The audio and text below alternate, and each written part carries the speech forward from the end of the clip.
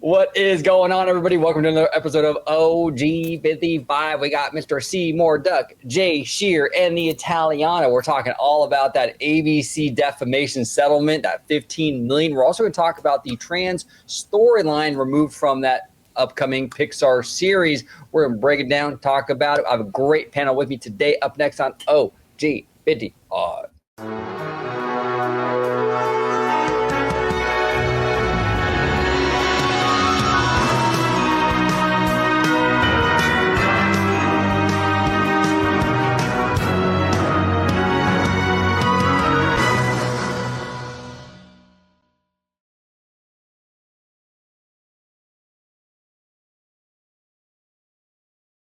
Welcome aboard, everybody, to another episode of OG 55. We are going to talk all about this ABC $15 million settlement. We're going to talk about Pixar. Great show ahead of us today. But before we do, Jay, I'll start with you. It's been a little while since you've been back on the show. Welcome back, sir. Oh, thanks for having me. I said to OG, I said, I'm kind of settled for a little bit, so I can be on some shows. I don't have a studio behind me or anything yet, still to come. But I can be on some shows, and OG was like, why don't we get you canceled, brother? let's bring him on and talk about some controversy. No, it's good to be here, and it's good to see. I just got to see OG a couple weeks ago in person. He hosted our panel for our no vacancy screening in Orange County. He did a phenomenal job, as he does with hosting all these panels that we do online. He did it great in person too. So thank you for that, OG, and it's good to be here. Yeah, absolutely. I had a great time out there. I know cast and crew was so much fun and really, really good time. And again, congratulations on No Vacancy. Amazing, amazing short film. Thank you. Thank you. Where can they find you on social media, Jay? You know what? I'm not posting many places. I am posting a little bit on Threads. So if you follow me, you can follow me on Threads. It's just my name. You can find me on there. Occasionally posting about the film and like the recognition that it's getting. I'll post about that stuff over on Instagram as well. But you know, I'm not doing as much X or as much like banter stuff anymore. It's more just like personal stuff that I'm just sharing with friends and family. Smart. Yeah, I've been kind of MIA on the X front too. And it feels good, you know what I'm saying? Especially someone who has like anxiety disorder. X is probably not the healthiest thing for me to engage in anyway. So not me. I like pissing people off. Yeah. George runs right into it. He's like, you know what? Fuck it, cancel me. You know. George, where can they find you on social media, sir? Absolutely. You can find me on X, formerly known as Twitter, at Disney George. You could also find me on Instagram, Threads, and Blue Sky under the Disney Italiano. And of course, you can find me right here on my home base at Orange Grove 55 with Citrus Corner, with all that sweet, juicy, but sometimes sticky Disney news and info. There he is. And last but certainly not least, the one and only Mr. Seymour Duck. Welcome back to the show, Seymour. Hello. Yeah, glad to be back and nerd out with you guys, and especially getting canceled and losing that special access. Yeah, exactly. No more brunches with Bob and Dana, Seymour. Those days are over, buddy. But where can everybody find you on social media, Mr. Duck? Yeah, you can find me on all social media platforms at Mr. Seymour Duck, except for Blue Sky, which is mrduck.social. There he is. All right, go ahead and follow this man. Here we go. Let's rock and roll. We have our first topic today, courtesy of AP. ABC agrees to give $15 million to Donald Trump's presidential library to settle defamation suit. It says here, ABC News has agreed to pay $15 million towards Donald Trump's presidential library to settle a defamation lawsuit over anchor George Stephanopoulos. George Stephanopoulos. You got it right, yeah. Yeah. I didn't know if like you were going to say bless you or what, George. You know, actually, I was going to, but yes. You know, but inaccurate on-air assertion that the president-elect has been found civilly liable for raping writer Jean Carroll. As part of the settlement made public Saturday, ABC News posted an editor's note to its website expressing regret over Stephanopoulos' statement during a March 10th segment on This Week program. The network will also pay $1 million in legal fees to the law firm of Trump attorney Alejandro Brito. Jay, I'll start with you. What were your initial? Here we go. Start with Jay. What were your initial thoughts on this, brother? And then I'll go down to Seymour, then Mr. Italiano.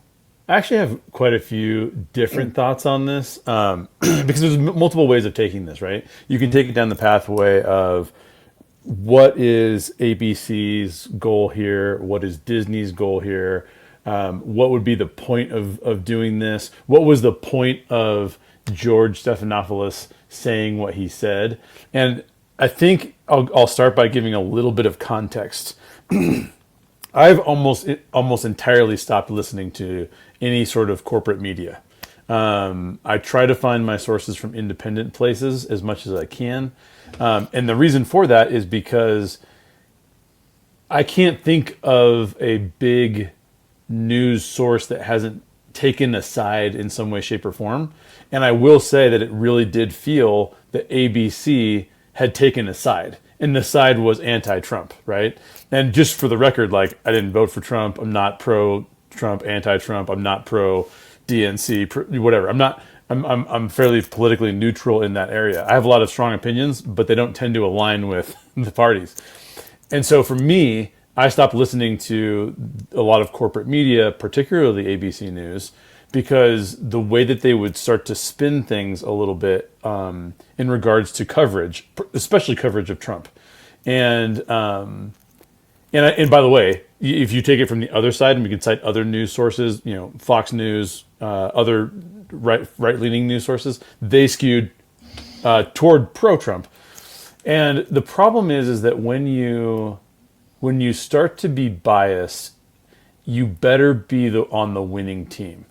And if you're not on the winning team, it presents you with some major challenges. Now, news agencies navigated Trump in the past by having this sort of coverage that was bombastic, and it would get them attention. Like, guess what Trump said? He's nuts. And then everyone's watching, right? But I think that what has happened now in this scenario, so you have a very biased, at least in my opinion, you have a very biased news source that is fairly anti-Trump. Now, why would they change their tune? Well, they changed their tune because America, in large part, said, it's basically a landslide win from Trump. So now you're not dealing with, a guy who's controversial and we'll just get a bunch of views by kind of trashing him or like showcasing him maybe in not the best light. Now America is basically saying like, no, we're kind of done with that. So ABC News has to go, oh, interesting. We kind of put our stock, we kind of attached ourselves to the train of an individual that did not win, and not only did not win, got completely railroaded by this dude. So if you're looking at it that way from a business standpoint, one of the things I think you're looking to do is you're looking to tamp down the heat that you could get from your what could be perceived as a political opponent. And in this case, I think what ABC News is doing is they're going like, look, this wasn't like a huge transgression, but we know that Trump has said I believe Trump said he's going to come after him about it. Let's just settle this as quickly as possible because we don't want to live in an environment where it's so contentious. Now, this is a very small drop in a pond. They might still be contentious. I mean, every time I see a clip from The View, it's like, oh my gosh, like it's super contentious. But doesn't mean that ABC, Iger has said publicly, we are trying to moderate. And unfortunately, ABC News is under Disney's purview. So moderation is going to need to look like doing things like this. And it's controversial, but it is what it is. 100%, Jay. And the other thing, too, is we have a CEO candidate in the running of Dana Walden. And this is her division, so to speak. She oversees this. So it was already negative news for her, the story itself, right? And again, not picking sides here politically, but it just, to have that news cycle out there that ABC rigged the debate, whether you think they did or whether you think they didn't, it's still a black eye for Dana, you know what I'm saying? And she's trying to be CEO. So she already had that black eye. Then Trump wins by a pretty good margin, you know what I'm saying? Like you were saying, Jay. So now she's looking at this going, okay, Trump now is going to want to go after Disney, just like DeSantis went after Disney. And we know how the DeSantis thing was a huge headache for them for a couple of years. Headache. Massive. So Dana is a smart woman, and she's like, well, I can't afford that personally because I'm trying to be CEO. And the company really, you don't want the president putting a target on Disney. and then everything's under a microscope. So they made the decision, hey, you know what? We're gonna play ball. We're gonna settle this thing, 15 million. And I think for Dana's corporate aspirations, wanting to be the CEO, I think this was a smart move. I think if she would have not have done this, you would have had Trump out there, railing against the Mouse House and this, that, and the other. And you just have all this animosity. And now a target on Disney's back, and it leads to problems like it did in Florida. So she decided, let's nip this thing in the bud. She did. I think it was the right decision, regardless of political parties. I think as for her and her career and her prospects to become CEO, I think it was the right move. I think if they let it go, being he's president, it would have hurt the company overall. So interesting stuff, though. But Mr. Duck, what do you think about this, sir? You guys took a lot of the talking points that I had written down for my notes. But the one thing I wanted to note is that I think Dana Walden and Bob Iger are realizing now that the company's gone a little too left and realizing the future, especially for the new CEO, if it is Dana Walden, they have to be apolitical. They have to be in the middle. And I think going forward, that's what's going to happen. There's even rumors that The View is going to be canceled because they've been pushing so far to the left. And I remember watching Bernie Sanders to go on The View, and they were trash talking him, not giving him a voice. I'm not trying to be political, but then when he went on Fox, they gave him a voice, and it's like you can tell that they, there's some people under there in charge, pushing some wires, some strings, and I think going forward, if Disney just focus on the facts, the news, and not focus on one side, and working with the president, who is the president, because the American people voted for Donald Trump. You have to work with Donald Trump, not go against Donald Trump. Mm-hmm. And I think going forward, that's what's going to happen. I see that in the UK. In the UK, it's like you don't see any biases, and even during the election, they're not allowed to even talk because they're afraid that it will lean one way or to another. Mm. So I can see that happening in Disney now, where if you want Dana Walden, who has worked, at Fox, who's it's more right leaning, even though her politics are more left leaning, she can go against her own politics for the better of the business. And I think going forward, you can see the writing on the wall that she wants the company to be just the facts. For many years, I've always assumed that Disney was in the middle. And then it got really obvious within 2019. And then even with Bob Chapek, pushing with Ron DeSantis and all that. That's not needed. You don't go against the government. You work with the government because the people voted for that government. They voted for Ron DeSantis. And these companies are not supposed to be so political. And going forward, I think that will benefit Disney and everyone in the long run. Yeah, no, well said, Seymour, well said. Mr. Italiano, what are your thoughts on this, brother? What all you said. For me, again, not to kind of get political, not to lean one side towards the other, but it's like, I think everyone needs to kind of grow up and be adults in a sense, where I'm so sick of like this kind of like tit for tat, tat for tit sort of thing, where it's like, okay, you just say tit, George? In that context, that's unusual for you. It's I mean, we're already talking controversial stuff, so we might as well just keep it going. But I wish people that can just, whether or not that you share the same viewpoints, the same political aspects, or what have you, can we all just be civilized human beings, and it's like just work with each other rather than against one another. I've noticed, for me, I remember back September 11th, 2001, the nation came together, no matter what race, gender, political background you were, everyone came together as a united front. And I feel like that was almost like a one and done sort of thing, where now everyone is just divided and is staying that way with everything. When it comes to this particular situation, I feel like ABC has to do what they have to do because, of course, with the president-elect, again, work with them instead of against them, whether or not of how they feel about it or not, especially with a lot of ABC gearing towards more of, one side over the other and what have you.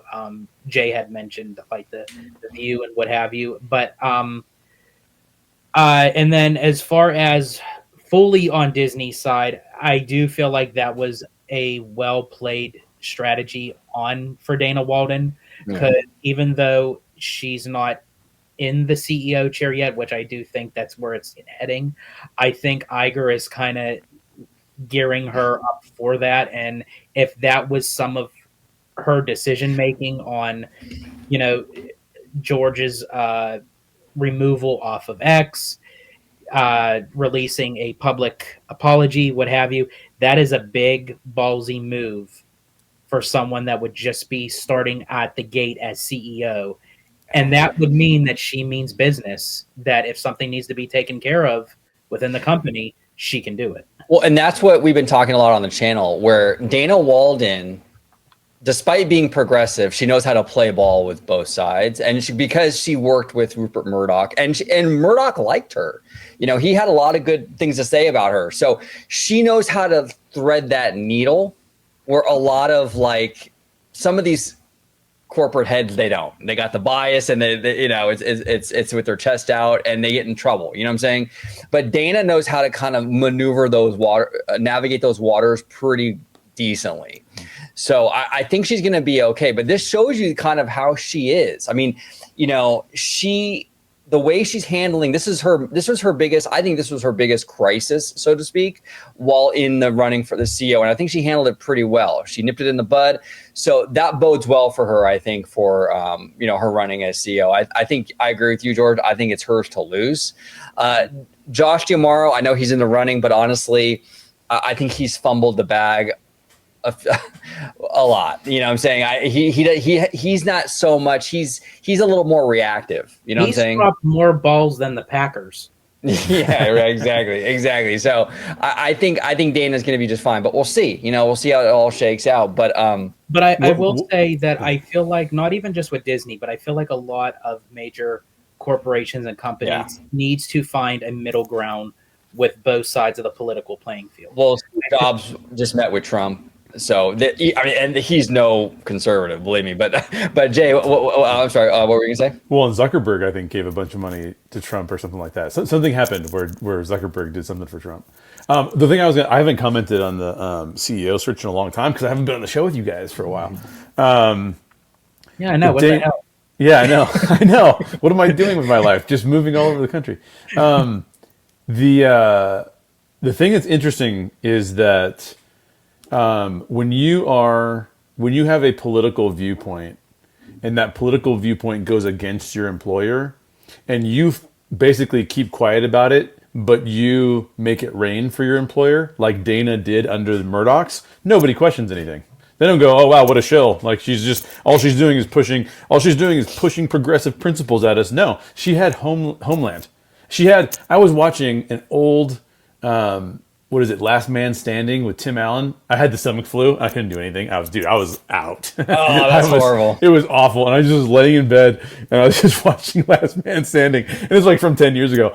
And that show was insanely conservative, to be honest, because Tim Allen leans conservative, right? Yeah. And I'm pretty sure that Dana Walden probably had something to do with that show. If you go back, I don't know. I forget what station that was on, so maybe she didn't. But my point is this: it's different when you get put in leadership of a more progressive leaning company and the people underneath you are out there just spitting nothing but progressive takes. Because let's just take it on a really, really small scale. If I come on here and all I'm doing in every episode that I'm in is spitting progressive takes, or I'm just pro-Trump in every single thing that I come out with, and OG knows it's not really my place to give a political opinion. And he doesn't really counter anything that I say, or doesn't say hey, we're gonna get Jay off the channel because all he's doing is shilling for Trump, right? Well, pretty soon, everybody's gonna go.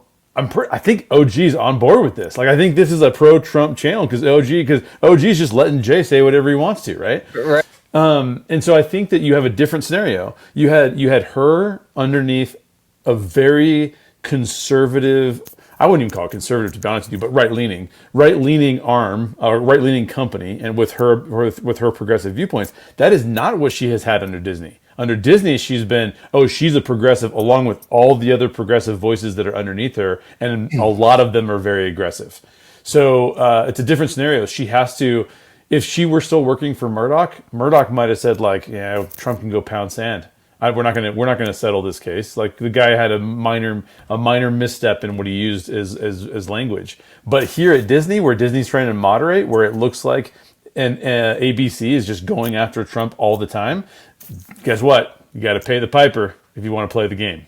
Exactly, and that's why you're seeing a lot of these, other corporate heads like Steve Jobs. I'm not Steve Jobs. I'm sorry. I called him Steve Jobs earlier too. Tim Cook. I'm sorry. I knew who you meant. Even though you said that, I knew who you meant. Yeah. Tim Cook. These are progressive people, and they're out there, meeting with Trump and congratulating him on X for the win and all that stuff, because you have to play ball. And I know there's a lot of progressives out there. Why are you negotiating with this guy? Why are you being friendly with this guy? But these are multi-billion-dollar corporations. They have to do business. They don't want a target on their back. You know what I'm saying? The other thing too, if Dana becomes CEO, one of the big issues with Bob Chapek was he didn't know what the hell he was doing. He was like, he would sit on something and like you would kind of sort of think he's standing his ground, but then he would cave and then make it like 1,000 times worse because he was initially standing his ground and then he would like cave. It's kind of like, if you're in a relationship, right? And your wife is like, hey, I don't know, I want this new Chanel bag. And you're the husband. You're like, no, we can't afford it. Full stop. That's it, right? And she's like, no, I want the Chanel bag. You're like, honey, we can't afford it, right? If she complains enough, right, and you say, okay, fine, I'll get you the Chanel bag, you made it worse now for yourself because you set that boundary and now you gave into it. So now it's worse than if you just would have said yes from the beginning, right? And Chapek is kind of like that. He stands his ground for some of this stuff, and then he capitulates because he gets scared. Dana seems to be a much stronger leader, so that's good. At least from what I can see from the little bit we're seeing here with some of this kind of crisis management stuff, in these little windows of circumstance. But OG, what you just described. Have you guys seen the Key and Peele sketch where the two guys go to a man and a wife show up to another man and a wife's house? And the guys get to talking, and they try to act like they run the house, but they're afraid to talk too loud in front of their wives. And so they keep moving further and further away. He's like, I told my wife, no way, bitch. And then they have to get quieter and quieter so the wives don't hear him.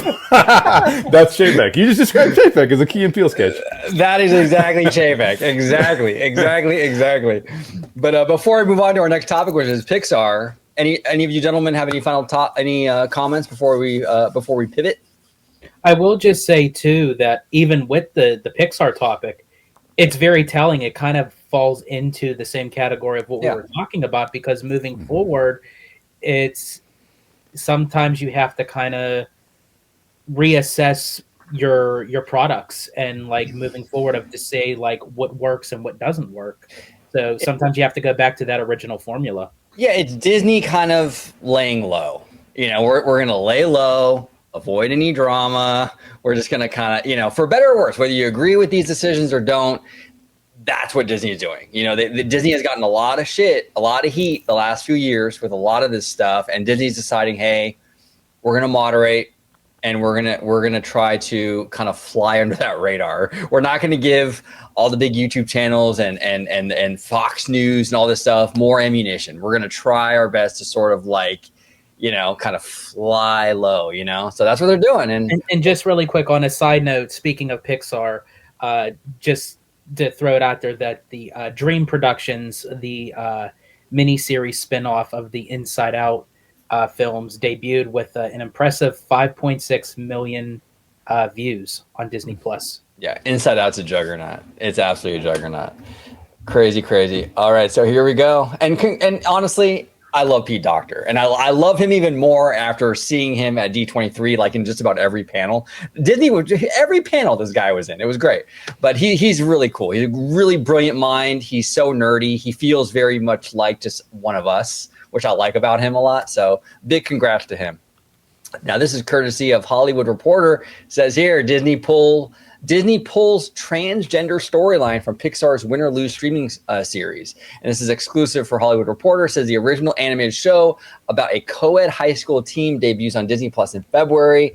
The series follows a co-ed middle school softball team named the Pickles in the week leading up to their championship game. Each of the 8 episodes center on the off-the-field life of a character and their point of view, whether it be a player, parent, a coach, or an umpire. A spokesperson for Disney confirmed that the story arc was removed and provided the following statement to THR. Quotes, this is from Disney. When it comes to animated content for a younger audience, we recognize that many parents would prefer to discuss certain subjects with their children on their own terms and timeline, which is interesting because when Bob Iger came back to the company, was like a couple years now, I believe, he said something very similar to that. We understand that we were, I think he said something to the effect that we respect certain parents' comfort level with certain things. Right? And it was essentially this kind of the same kind of statement here. So Seymour, I'll start with you. What are your thoughts on this, man? This is definitely a sign of Disney moderating, but what are your thoughts, brother? I actually think this is good news. Again, I know not to get too political, but this is more leading to the middle, right? Where a lot of people on the right wouldn't gel with that kind of story. And I know a lot of people on the left will get upset because of this, but you have to find that middle ground, especially this type of content. I do agree with them that this should be discussed with your parents.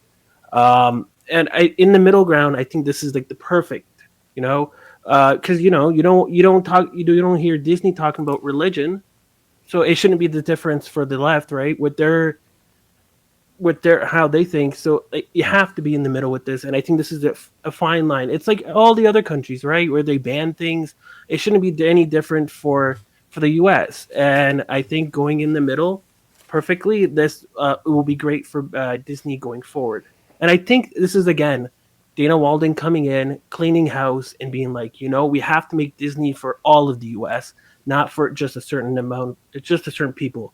Unfortunately, I know it will upset some people, but Disney is a business, and the American people voted for Donald Trump. Their political views, they have to think outwards of everyone and not just one side. Yeah, and I kind of have an interesting take on this. I agree with you, Seymour. And I think here's the thing, because it said it was a storyline, right? A transgender storyline. I don't have a problem with transgender characters in content. If one of the friends happens to be transgender, totally fine, because I mean, trans people do exist, and I think it's okay to and even encouraged to have that representation. But I think where it gets a little bit dicier is when you have storylines about it, because then like Disney is saying here, then you might need a conversation with your kids depending on what that storyline was and what have you. So just having a transgender character, I see no issue with that, and something like that, I welcome that, because I do think that look, I mean, you can't pretend like they don't exist. You have to have that representation there, but the storyline, the messaging or whatever in there, that's where I think that Disney could get them in trouble, so to speak. And they're saying, hey, you know what, we're going to opt out, and we're just going to let the parents kind of have those conversations. We're not going to dip our toe into this. But what do you think about this decision from Disney, Jay? Yeah, I think there's two viewpoints to be taken here, right? One is the artist viewpoint, and I'm making films, right? I'm writing scripts. I don't want to be censored by anybody. If I want to tell a story, I don't want you to take stuff out of it that I wanted to put in there. And there is a place for art of all kinds. There are stories that need to be told. There are stories from the right that need to be told. There are stories from the left that need to be told. We need to share stories with one another as much as possible. It's how we understand one another. It's how we actually have a better understanding of the shared human experience. I do think that those stories need to be true. I'm really big on that. So I don't really want to see any stories that aren't true. There's a lot of stories out there that are just propaganda, and that propaganda is meant to take people down a road that I think is unhealthy. What was this story? I have no idea. I have no clue. Right. They're not even revealing what it was. But from an artist standpoint, there's going to be a lot of people watching that are like, man, don't censor the artist, right? I mean, obviously, there's a political perspective. Whatever you want to have your political perspective on, have that political perspective. I don't care. It's a free country last time I checked. You're allowed to think what you want, and I appreciate that. Here's the thing, though. The artist's viewpoint and the producer's viewpoint, there's tension between those two things. And the reason there's tension between those two things is that the producer's viewpoint, especially for a company like Disney that is trying to go for 4-quadrant storytelling that reaches as many people as possible. Disney is not judged by how well they told a small story. Disney is judged by how much profit did those stories bring to our company. Right. And they're judged also by how much they spent on those stories. So one of the things that Alia, shout out to Alia, Alia and I talk about is if you want to tell non-4-quadrant stories that address kind of a more specific group of people, just reduce your budget, reduce your expectations on what that will provide from a monetary standpoint, and you can occasionally sneak those in. But Pixar, especially with a series like this, has done pretty well with their series, from my understanding. And I think it's basically going 4-quadrant. So now Disney has to ask itself a question. If we're trying to attract as many people as possible to this, what rules do we play by? Well, it's a different playbook than the playbook that you are playing with when you're an artist. Because you're an artist, you're going, I want to tell some stuff that maybe hasn't been seen before. I want to do some things that we haven't seen before from Pixar, from Disney, whatever. But guess what? The person who signs your paycheck wants this to go to as many people as possible. And so there's this tension that exists between these two things. And so my take is that I understand the artist who says, but this is the thing I want to talk about. But I also understand the producer who's going, yeah, but we got to hit 4 quadrants. And America is not in the place that you think it is, artist. It's in a different place. You may be in a bubble. You may be in a circle of people who believe a thing, but nobody else believes that thing in this other circle over here. So we're looking at this circle. We're looking at this circle. We're looking at this circle over here, and we're going 4 quadrant means this is probably not appropriate. It means that, I mean, it's not like Disney wasn't going to anticipate this being the case because Disney operates in Florida. We already know because it hit national news what DeSantis was trying to do with similar topics. And Disney's message back is, actually, we heard you, America. Maybe that is something that we're not supposed to teach your kids, and we'll stay out of that. So I mean, what do you want them to do? Like they've learned their lessons, so to speak. And not to interrupt, Jay, I love how you mentioned the bubble thing because, like, I was born and raised in LA County. You know what I'm saying? So for me, I have no issue with any of it. You can have the transgender storyline, all of it. I'm good. I'm good with all of it. I'm a Californian, LA County. Like, my perspective, though, is not that of someone in, say, another part of the country. I also don't have kids. You know what I'm saying? So, I'm looking at it from OG's perspective as a Southern Californian, where, what about that family from, rural, I don't know, South Dakota or something, right? Like their perspective is different. So like you were saying, to your point, Jay, we don't have a problem with it. But when you're doing 4 quadrant and Pixar's budgets are pretty high, it's Pixar, you know what I'm saying? You got to sort of play ball. But I do apologize, sir. I love that. No. I was wrapping it up. So that was perfect. Yeah. Plus, I will say, by the time you add it to your list, who even knows if you'd get to it anyway? That's true. My list is really long. I have so much stuff I got to watch. I still got to watch the House of Dragon season 2. I do want to say one thing is that Disney should have the data on this, and they must have had lots of testing to see the feedback for this show. And maybe the feedback they got back was that this part was not needed. It takes away from the main focus point of the storyline. And they've done a lot of testing like this, And unfortunately, one of them was Strange World, where it did really badly during their testing, but yet Bob Chapek and everyone still pushed it to go out. And, it was a bad quality movie, unfortunately, from what everyone was seeing, and it really flopped at the box office. Even though, like Jay said, you have that person making that movie, their perspective, and they want it to come out, but unfortunately, nobody did came out and see it. And what I think a lot of people have to realize, because you see a lot of people on the right saying Bob Iger is really woke or this, that, and the other, and maybe he is, maybe he isn't. I was like the loudest Bernie bro in the room in 2016. Okay, I love that man. That was my boy. You know what I'm saying? And I remember the fights that Bob Iger had with Bernie. I mean, public fights with Bernie Sanders.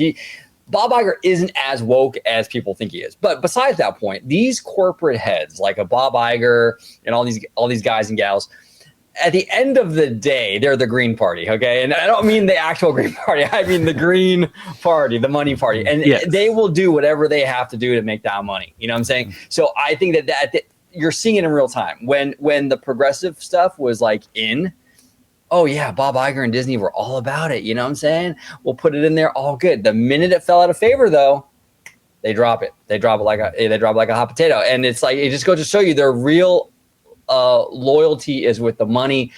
The politics are very much down the list at the end of the day when push comes to shove, in my opinion. But what say you, Italiano? Oh, Jay, sorry. Oh no, I don't mean to cut off George. You go first, George, and then I'll say what I was going to say. No, go ahead, Italiano.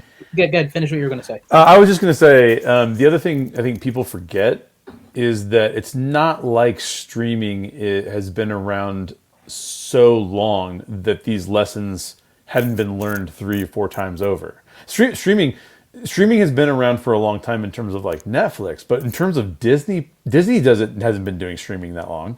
And so I think that there's this idea too of like a lot of the people I talk to that are more on the conservative end of things, the liberal people that I talk to, the progressive people I talk to are more like, I trust Disney. The people that are on the conservative side almost don't trust any streaming services, right? They're like, because they haven't gone through a process of like going like, okay, what's on here? I'm already really busy. I can't watch all this stuff. I don't know what they're talking about on these shows. And so they it's not that they're like immediately like, oh, I just think that this is going to be the worst thing that's ever happened. It's that I can't vet this. I don't anticipate that Disney should be the ones that are teaching my kid.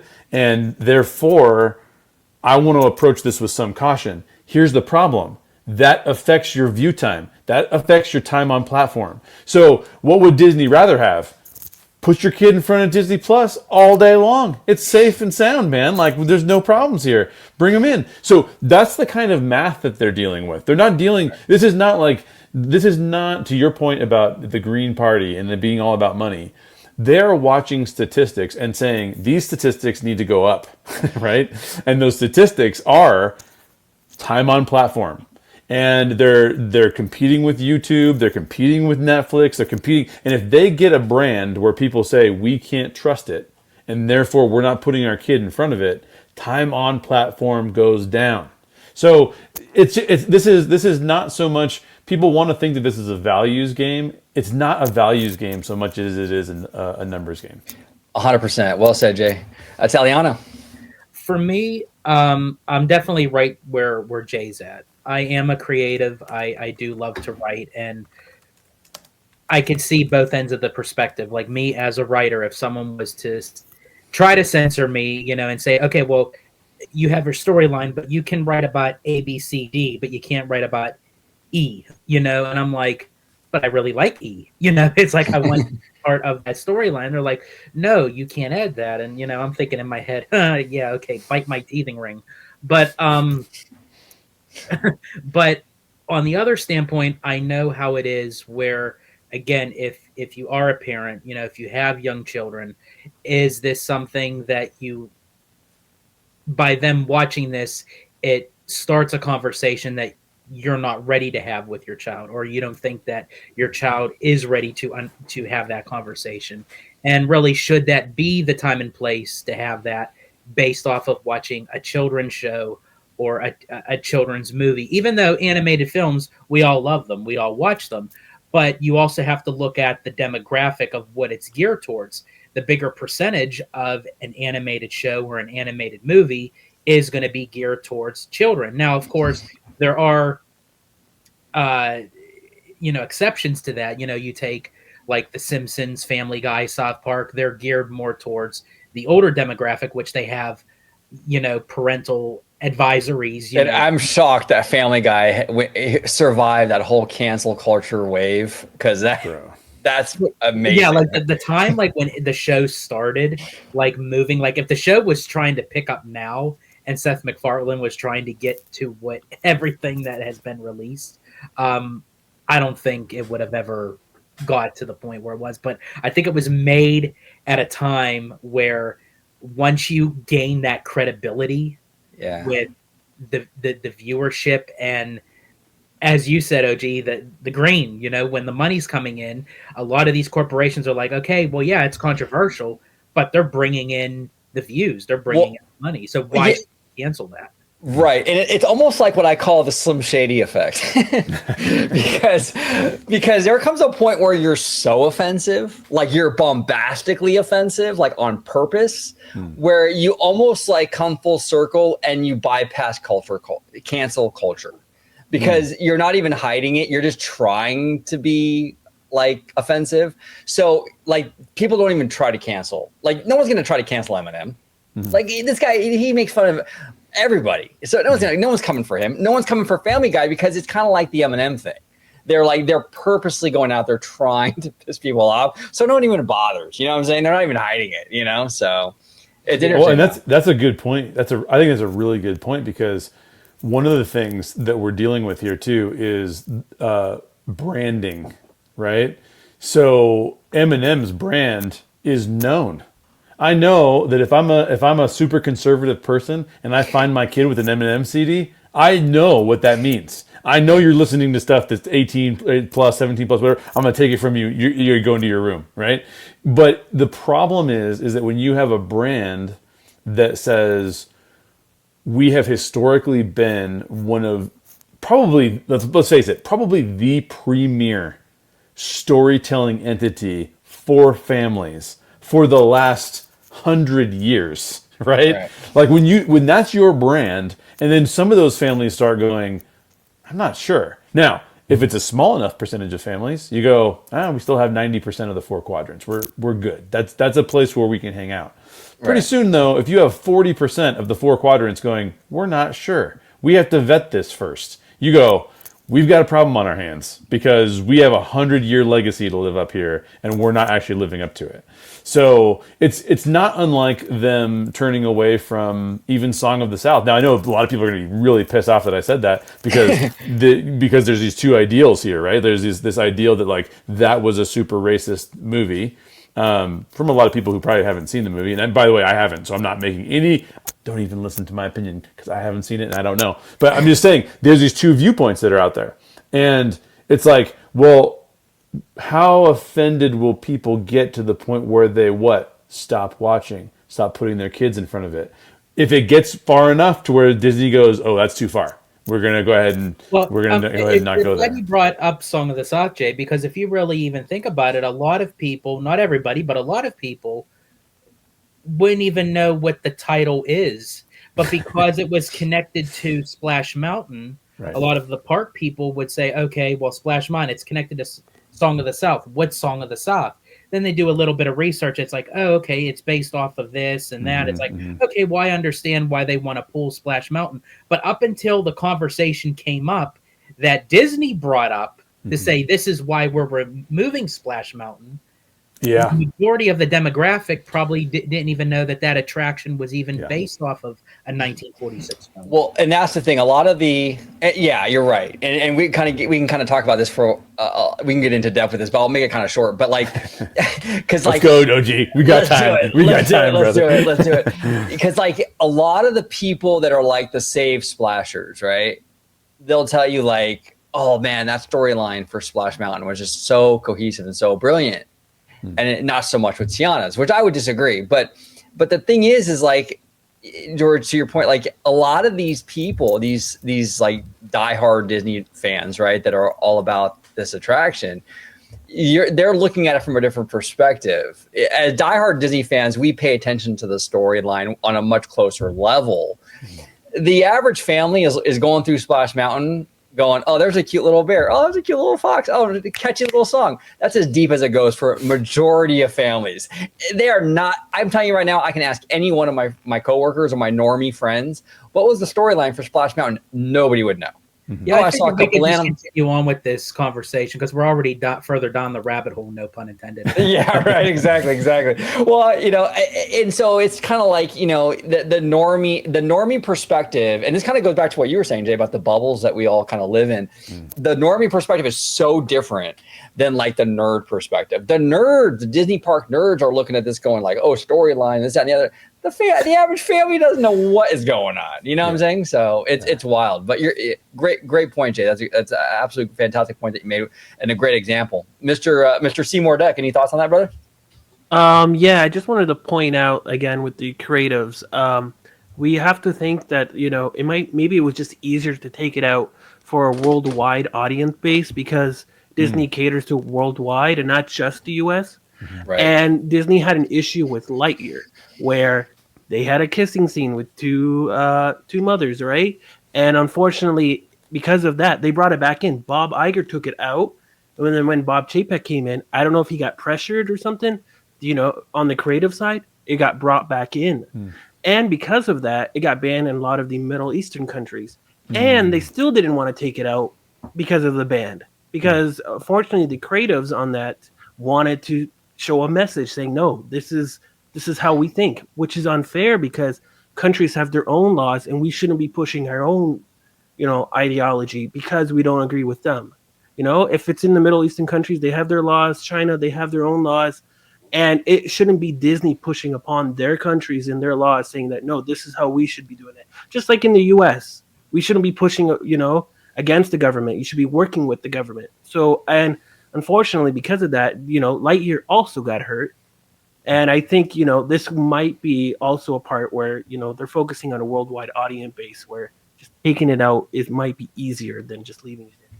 Yeah, and you're right, Seymour. It's a huge, it impacts the bottom line when that happens, because if you make a movie where, like you said, that stuff, like, you know, the same-sex kiss and all that is illegal in some of these other countries. Well, now you've completely removed yourself from that market. You know what I'm saying? And it's unfortunate. I understand that, you know, but this is the reality on the ground. Like, I mean, Disney can't show the movie now in China or, you know, the Middle East because of just that one scene. So as a company trying to make money and trying to be four quadrant, they're looking at that. They're paying attention to that, you know? Which I feel bad for them because that means they can't watch the music video Taste. I mean, Sabrina Carpenter and Jenna Ortega. Yeah, you're not going to see that overseas probably in many places, George. Definitely not. Yeah. The bigger picture here too is so fascinating because I was talking about branding before, right? Yeah. And like one of the things I tell my clients when we start to talk about brand is that your brand is what your customers perceive you to be. Your branding is what you push out to the marketplace, right? So you have control over your branding. You have very little control over your brand. And one of the things that I think that Iger recognized is that we are going to get ourselves into, we have maybe already gotten, I would actually say, we've gotten ourselves into a brand problem because, and actually I think a lot of it was self-inflicted. You know, George brought it up earlier, like at the end of the 2010s, Disney, and this is what I always rant about when I'm on the show, Disney's PR team and their marketing team were actively going into political spheres and actively going like, we're participating in this. We're taking a stand on this. That was a distinctive change from what you would have seen years prior.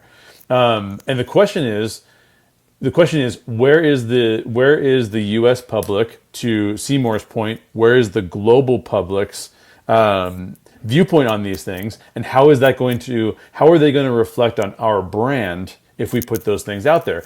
I mean, Eisner was able to get away with a lot. I mean, the guy had Pleasure Island for adults in the middle of in the middle of WDW. So I think that it just depends on where things are going. And I think that Iger has done a pretty amazing job.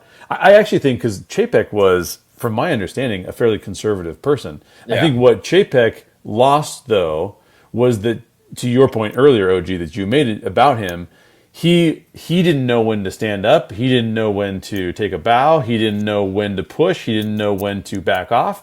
And unfortunately, the public's perception of the brand started falling away as the ultra progressive force within Disney was pushing really hard. And then it was like, whoa, this is like, we're getting out of balance about what we're like trying to do here. And Iger has been very pointed in his communication of saying like, no, we're not here to be a niche political arm, communication propaganda arm. We're here to be a 4-quadrant storytelling arm. And so that's where we're going to focus. That's what we're supposed to be good at. And honestly, I would say like, you can't really give him an F. Like you got to give him above a C grade in that regard.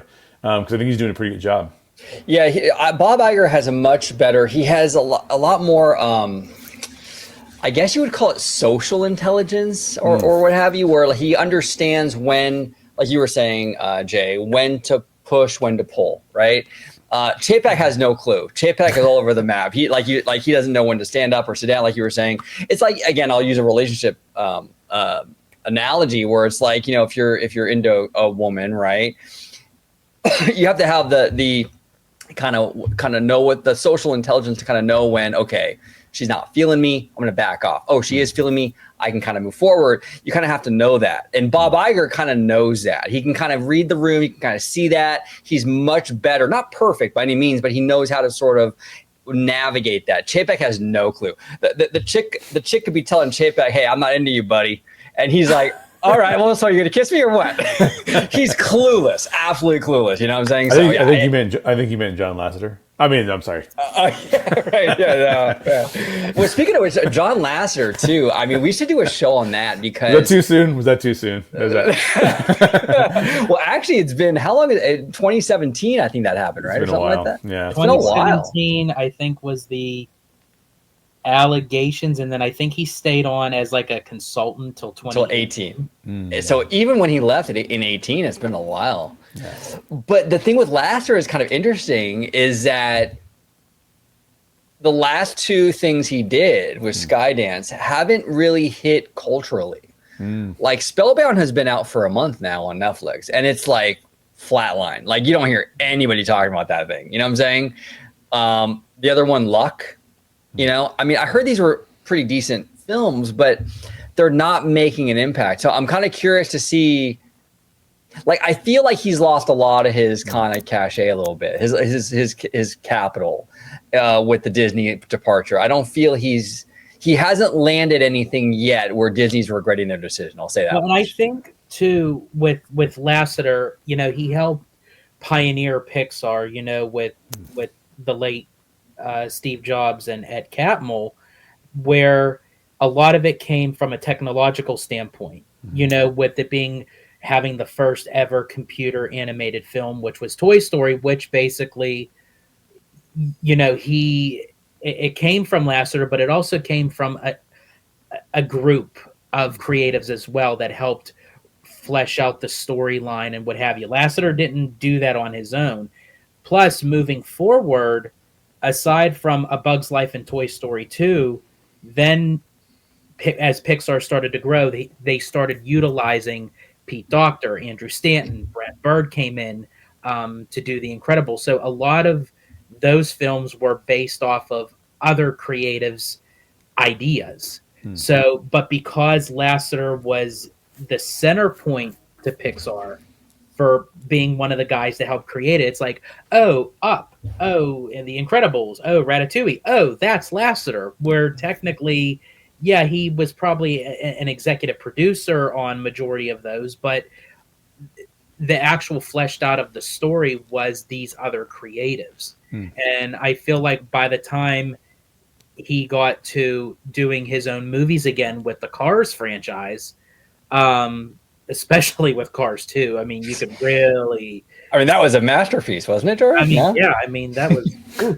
um, but I feel like that's where where he is a very creative guy. Yeah. You know, he does have good storytelling abilities, but I feel like with push comes to shove, he had a lot of people in his corner to help back him.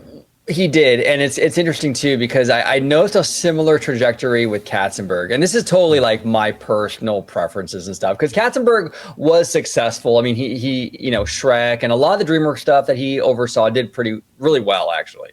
Shrek is a huge thing, but like when he was working at Disney in that Renaissance era, he was doing movies like Little Mermaid, Beauty and the Beast, Aladdin, Lion King. I mean, that kind of caliber. He goes over to DreamWorks, and Prince of Egypt was a gorgeous movie. But then he got into this other stuff that was kind of like, okay, like Ants and things like that, right?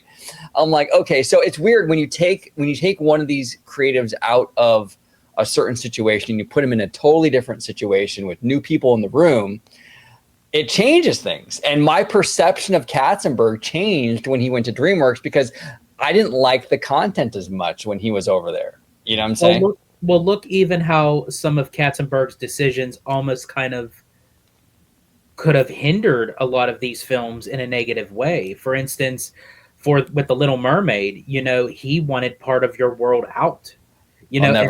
Song is a pinnacle part of the storyline that expresses of who Ariel is and what her goals are moving forward and what the inner linings of her character arc is.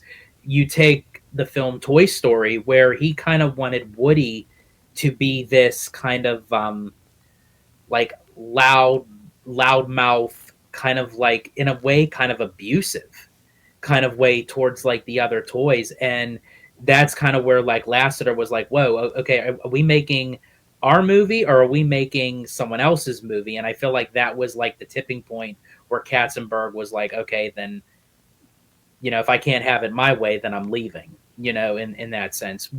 So I feel like, again, Katzenberg did have good points along with the Renaissance era of Disney animation, but there were some moments where if it was left up to him, it may not have been the stories of how we remember them.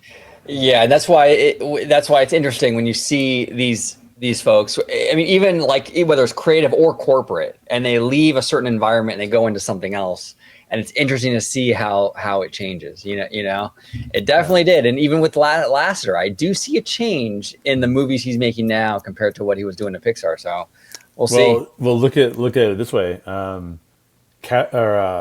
Lasseter and Catmull together were magic. Yep. Eisner had the same problem after Wells passed away.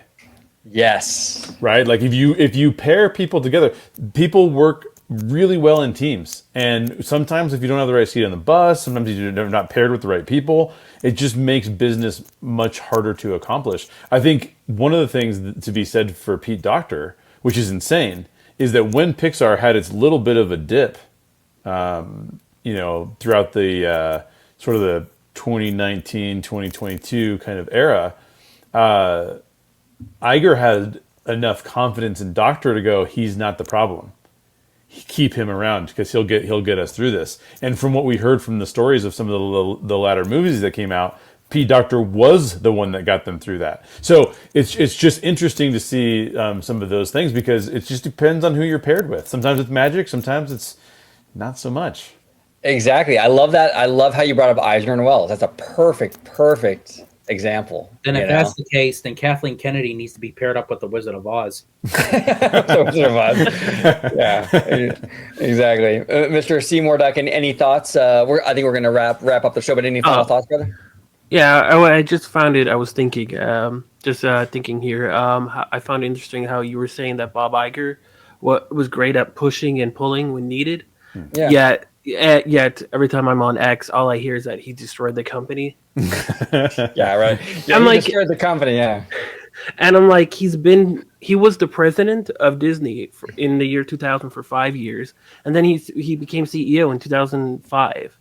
Like that's almost 20. That's like almost 30 years with a high position in Disney, and you're saying that all along he was destroying the company?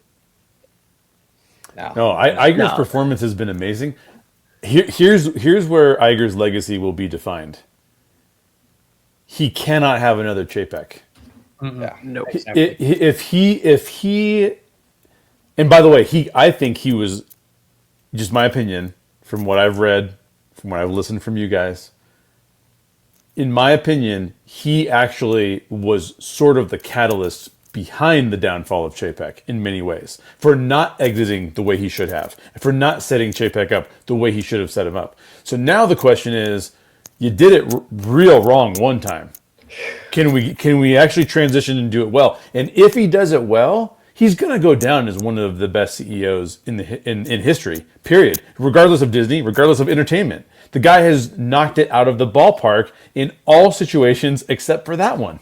Right. And this is his moment now to fix that one. So, yeah, like you said, Jay, if he fixes it, he puts someone in there, whether it be Dana or someone else, and that person thrives in that position or is as good as he is, it's a win. It's a giant win for him. And because it always will go back to him. Because just say if it is Dana Walden and she makes a major move as a CEO, it's like, oh, that's great. Dana Walden, that was a great move. But she made that move because Iger put her there.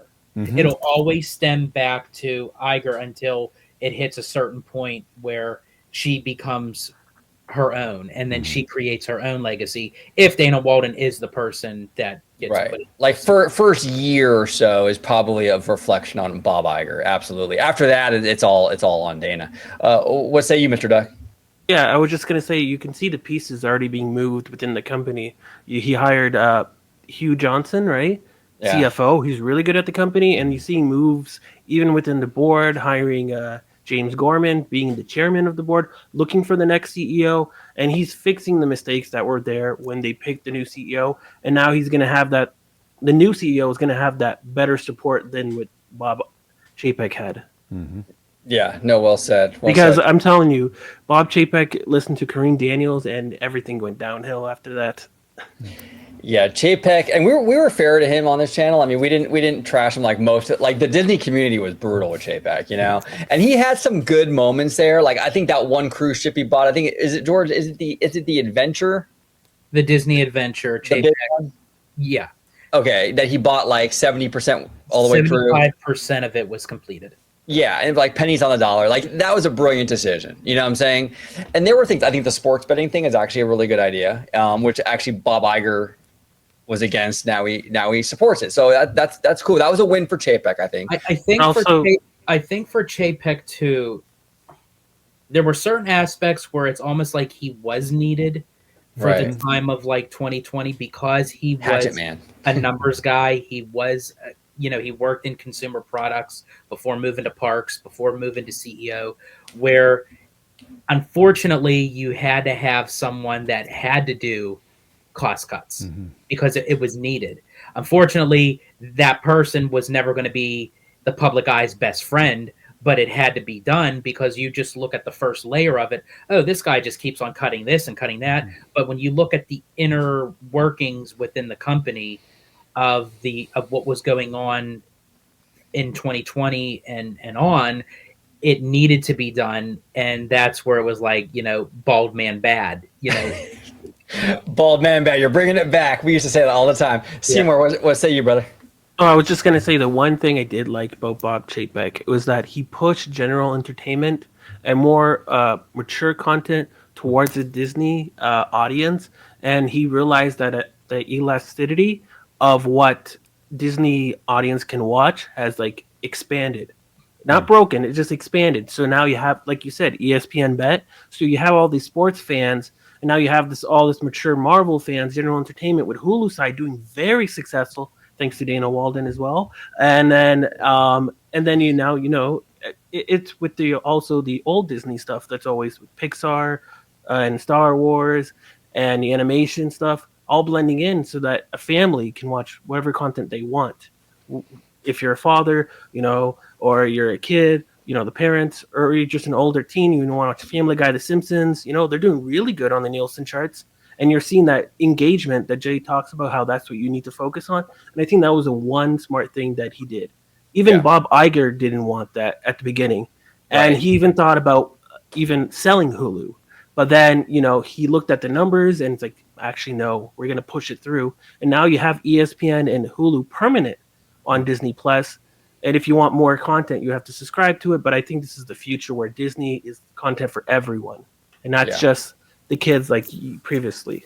Yeah, Chapek would have been okay if it was like a dual role. Like if it was like if you had someone in there that understood the creative end of it, and then you had Chapek like a CEO and co-CEO kind of situation. They could have been yin and yang, sort of played off each other. I think just having Chapek in the chair and just Chapek was just not a great decision. He needed someone else. He needed his Frank Wells. What I'm saying? He needed someone else in there to sort of balance. And I actually think he was the Frank Wells. Here's the thing. I think Chapek's strategy-wise was not as terrible as people assume. And here's how the evidence I have to back it up. They have not unraveled most of his strategies. Right. Now they've unraveled a few of them, right? But they have not unraveled most of them. And why is that? Because per capita profit among the guests at the parks skyrocketed, and that took them through some very hard financial times. To George's point that he made earlier, right? The biggest problem Chapek had, well, he had two problems. One, he tried to go somewhere that his team was incapable of going. He tried to do quantity over quality, and he didn't realize that he didn't have quantity producers that could approach the general market and get the general market excited, right? So giant error in that. But that's not necessarily a bad strategy so much as it is an inability to get the people below you to adopt that strategy and do it well. He pushed a bunch of really creative people to push out a bunch of content that was very bad, is what he ended up doing. But the other thing that he did that was no good is that he did not understand.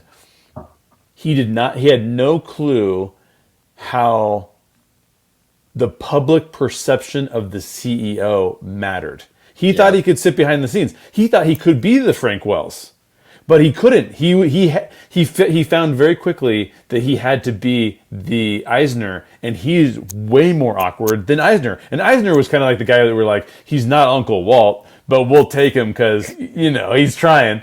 But he just could not play that role at all. And that was just like every single time that something came up where he had to take a public stance. To your point earlier, OG, he just didn't know what to do. He was like, tell me what to do. And his PR team did not help him out at all. Oh, exactly. And the other thing too, it's kind of like the difference between a boss and a leader, right? Yes. The boss has good ideas. The boss can have good ideas, and Chapek did. He was a boss for sure.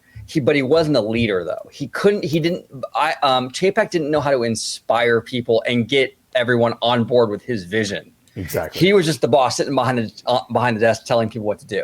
And everyone rejected it. Yeah, Even worse. Yeah, they just rejected it. No, that's such a good example, OG. Like the boss versus the leader. You're 100% nail on the head. Yeah. That's what he was, a boss. He wasn't a leader. So it's crazy. It's crazy. But I can't wait. One of these days, I want Chapek to go on like one of the media networks and just dish out everything. I want to hear it. I want him to write a book, because I guarantee you, I think honestly, his book having his face on the cover would sell more copies than Iger ever sold. Oh yeah, because it would be so salacious. People would want to. It would be so curious, And if that book comes out and it's called Ball Man Bad, he watches the channel.